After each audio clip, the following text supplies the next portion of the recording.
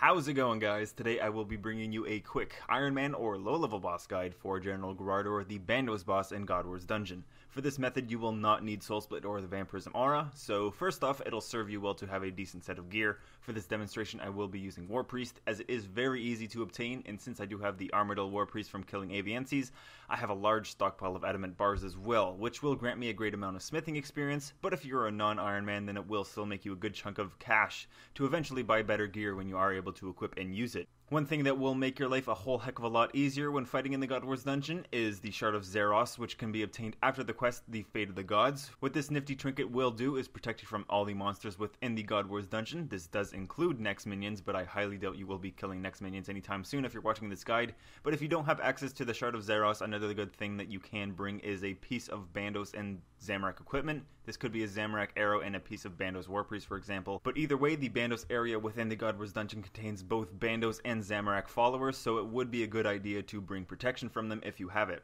Otherwise, you might end up using all your food before you even make it to the boss. Moving on, if you are an Ironman, you should be grinding dungeoneering anyways for its great rewards, but I would highly recommend a tier 80 weapon at least. So in my case, I will be using a chaotic staff, but you could use a tier 70 weapon if that's all you own. However, like I said, you'll probably really want to bring a tier 80 weapon, but that's not to say you can't do it with a lower tiered weapon. The only thing is that your accuracy will be affected quite a bit. But as for prayers, you should always make sure to have Protect from Item active because you never know when things could go wrong. Also, you should be using your best offensive prayer. For me, this is the level 70 offensive prayer unlocked from completing the Knight's Wave training ground after completion of the quest King's Ransom. You can use protection prayers if you want, but they aren't really needed if you use the method I'm about to show you, which is running around the room, because in this case you shouldn't be taking any damage at all from Graardor himself. So only the magic and ranged minions should be able to hit you, so you can use Protect from Magic or ranged if you want, but considering Graardor can hit up to 3,000 with his melee attacks, you should keep Protect from Melee active until you have enough experience with the running around method, to the point where you will no longer need to use protection prayers.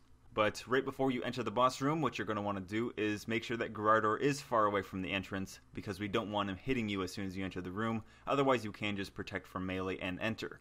But as you see me doing here, what you want to do is use Combust on Graardor, and since he is moving, he will take 2 times damage from this ability, and just keep moving.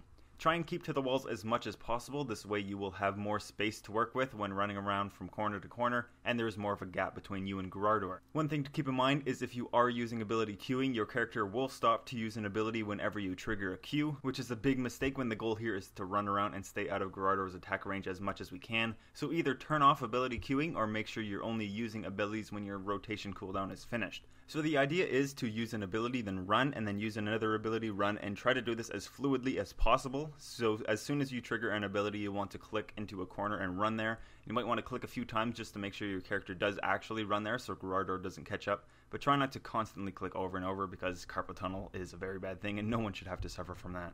If you do want, like I said, you can use protection prayers from magic or range to negate some of the damage from the minions, but until you're experienced enough with this method, you should probably be using it Protect from Melee, at least until you find yourself taking no damage from Graardor whatsoever. So in the meantime, you will be going through prayer potions like crazy, so it might be a good idea to bring 4 or 5 of them until you are more familiar with this method, and you can choose not to use protection prayers, thus saving you a lot more prayer points.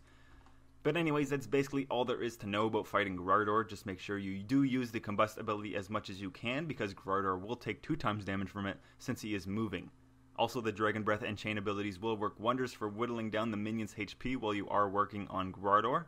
And you can and should probably use the ultimate ability Metamorphosis. This way you will deal extra damage during the fight, and the only threshold you should be using is Wild Magic. However, if there is a large enough gap between you and Graardor, you can use the Asphyxiate threshold ability, but you should not use it more than 2 hits, otherwise Graardor will catch up to you and he will smack you across your backside. Also, one last thing to keep in mind is the 2 abilities Rejuvenate and Guthix's Blessing. Both will heal you at the end of each fight. The only difference is Guthix's Blessing requires completion of the quest The World Wakes and 85 Constitution, and Rejuvenate requires a shield. They both have very long cooldowns, so what you can do to combat this problem is lobbying after using them, and the cooldown will be reset.